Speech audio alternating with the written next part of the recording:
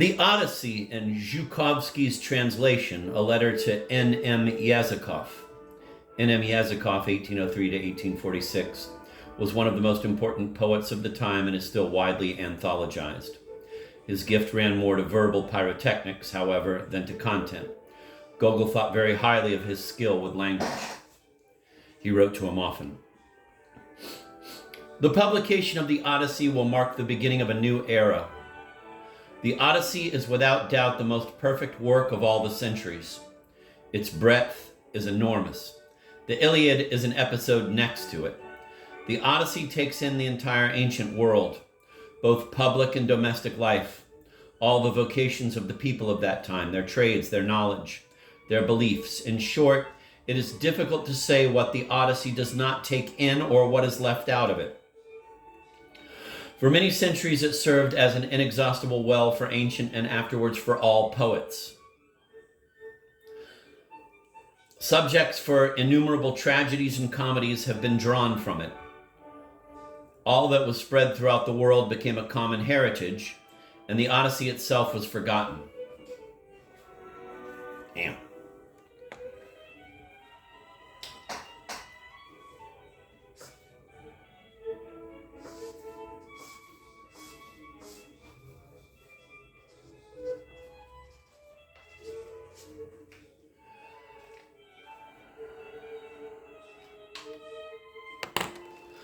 The fate of the Odyssey was strange. In Europe, they did not value it. The fault is partly the lack of a translation that would artistically reproduce the splendor of the ancient work, and partly the lack of a language rich enough and full enough to reflect its innumerable elusive beauties as they are in Homer and in Hellenic literature in general. It is finally partly the lack of a people sufficiently gifted with a pure virginal taste, which is necessary for Homer to be appreciated. Now, this translation of the foremost poetic creation has been done in the fullest and richest of all European languages. It is as though the whole literary life of Zhukovsky was a preparation for this task. He had to work out his lines with the help of works and translations of poets of all nations and languages. In order to make himself capable of rendering the eternal lines of Homer, he listened to all lyres, so that he might become sufficiently sensitive to the nuances of Hellenic sound.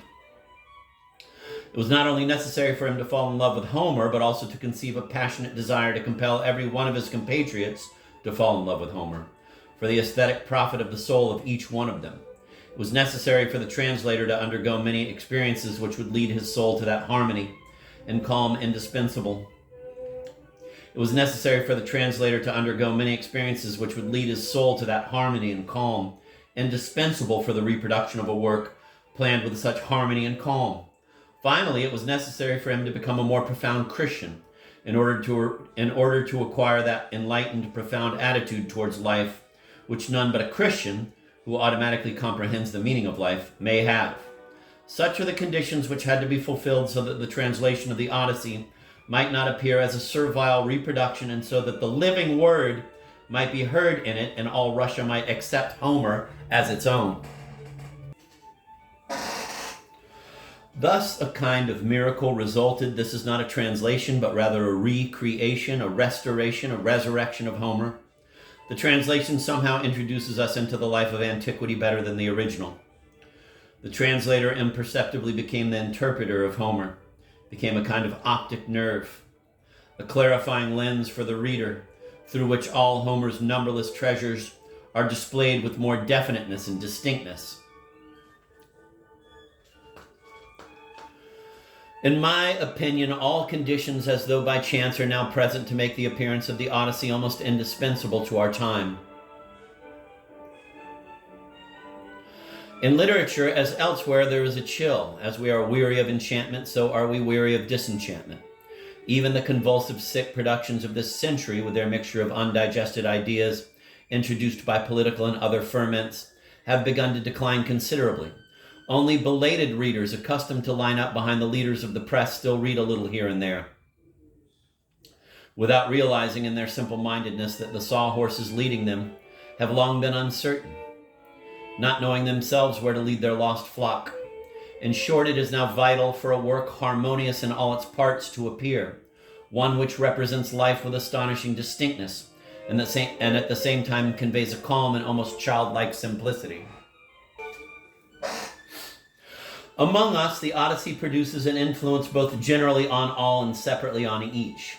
Greek polytheism will not tempt our people. Our people is sensible. Without racking its brain, it will comprehend what the intellectuals do not understand. Here it will see the proof of how difficult it is for a man without prophets and without a revelation from on high to come to know God in his true aspect, and in what absurd aspects his image has been presented by the division of his unity and unified powers into numerous forms and powers.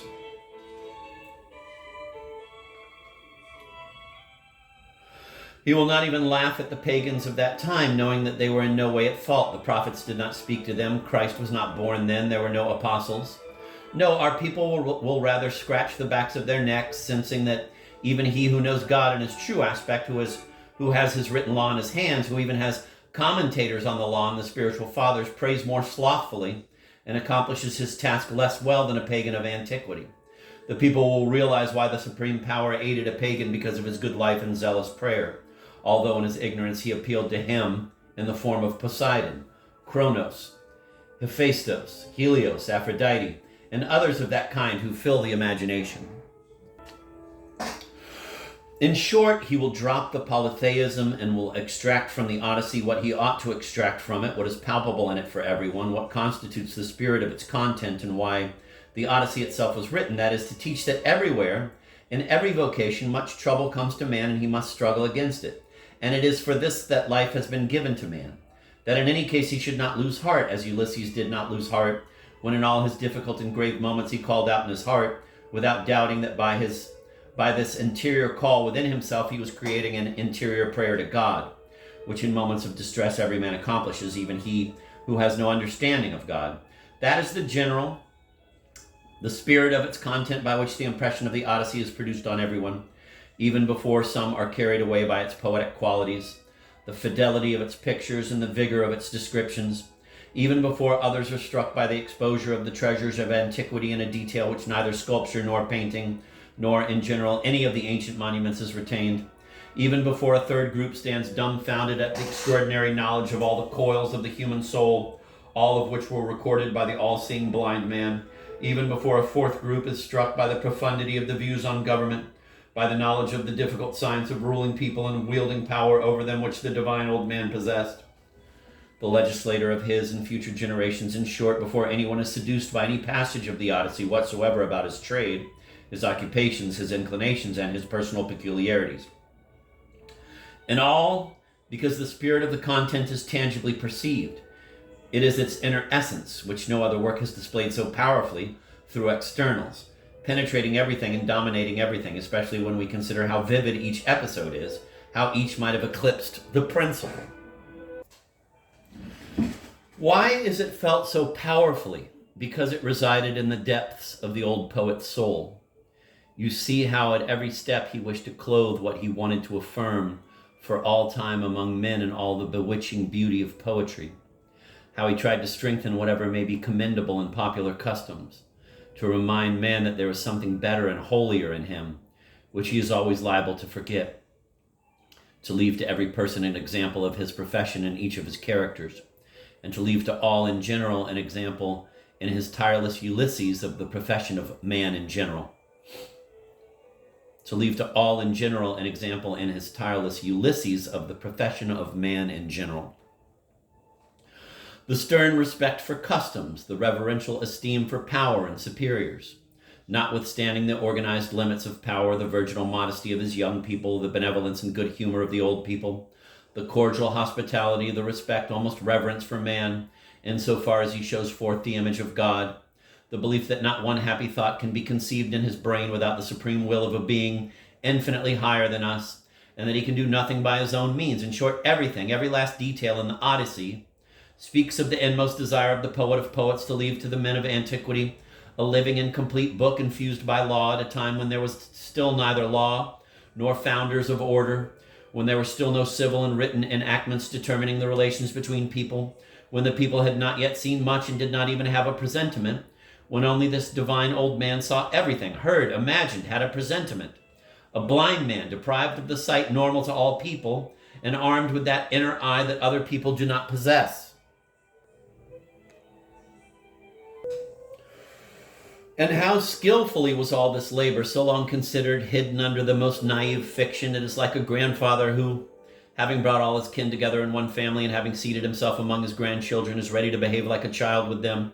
He tells his good-natured tales and is careful only to bore no one, not to intimidate by an unbecoming length of instructions, but to disseminate and spread them through the tale, so that they may all collect them as though playing with them, although they are not given to man for him to play with, and so that everyone may imperceptibly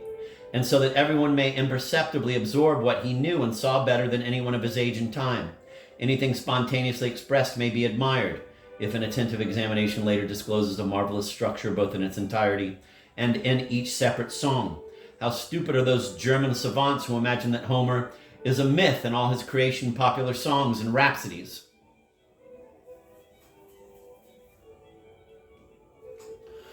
But let us examine the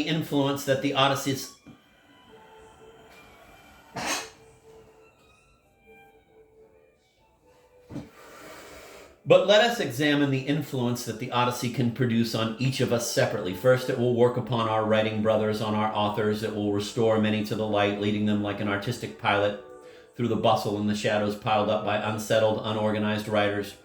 It will remind all of us anew with what ingenious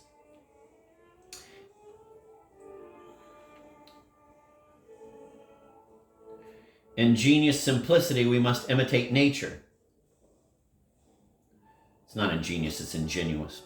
With what ingenuous simplicity we must imitate nature. How to render each of our thoughts with an almost tactile plainness. With what balanced tranquility our speech should be expressed.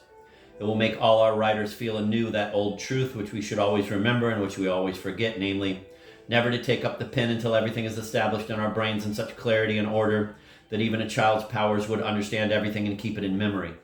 Still, more than on the writers themselves, the Odyssey will work on those preparing themselves to be writers in secondary schools and universities, who see their future career dimly and vaguely. From the beginning, it can lead them in the right road, while saving them useless vacillations in the face of the tortuous ins and outs which their predecessors ran into. In the second place, the Odyssey will work on taste and on the development of the aesthetic sensibility. It will rejuvenate criticism. Criticism is worn out. It is entangled in the analysis of mysterious literary works of the latest fashion. It is woefully beside the point and deviating from questions of literature. It rushes into nonsense. On the ground of the Odyssey, much really sensible criticism could appear, the more so as there is scarcely one work in the world which could be looked at from so many sides as the Odyssey. I am certain that the talk, analysis, judgments, annotations, and thoughts excited by it will resound in our press for many years. Readers will lose nothing from this. The criticisms will not be worthless. They will reread much, look at it anew, experience and rethink. Besides, a hollow, superficial man will not be able to say anything about the Odyssey. In the third place, the Odyssey and the Russian dress with which Zhukovsky has clothed it can operate meaningfully for the purification of the language. Never yet in any one of our writers, not only in Zhukovsky and everything that he has written up to now, but even in Pushkin and Krylov, who are incomparably more exact than he in terms and expressions, has the use of the Russian language attained such fullness. There are all the resources in locutions and all their variations, infinitely immense periods, which in any one else would be sluggish and obscure, and concise short periods which in another would be stale and abrupt, which would make the speech bitter, are in him so well united with one another.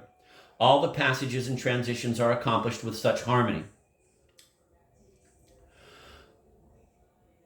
Everything is so well merged into a unity where the cumbersomeness vanishes into thin air. All the passages and transitions are accomplished with such harmony. Everything is so well merged into a unity where the cumbersomeness vanishes into thin air.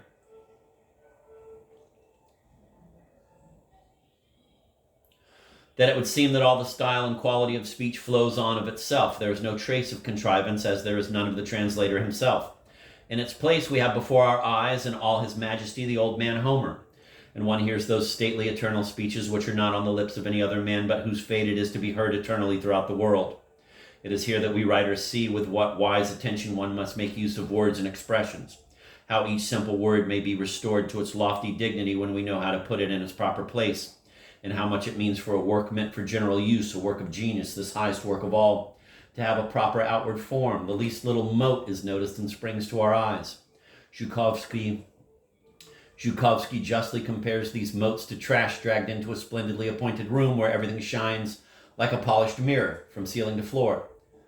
What the visitor first sees is this trash, for the same reason that he would not have noticed it at all in a disordered, dirty room.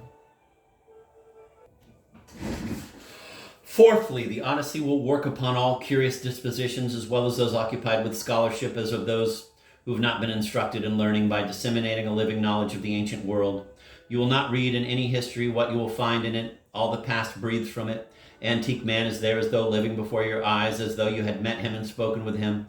You see him in all his actions at every hour of the day, as he reverently prepares a sacrifice, as he chats decorously with his guest at table, as he dresses, as he strolls in a public square, as he listens to an old man, as he instructs a young one, his house, his chariot, his bedroom, the least bit of furniture in his house, from his movable tables to the bands and bolts on his doors, everything is before your eyes, with more freshness than in the excavations at Pompeii.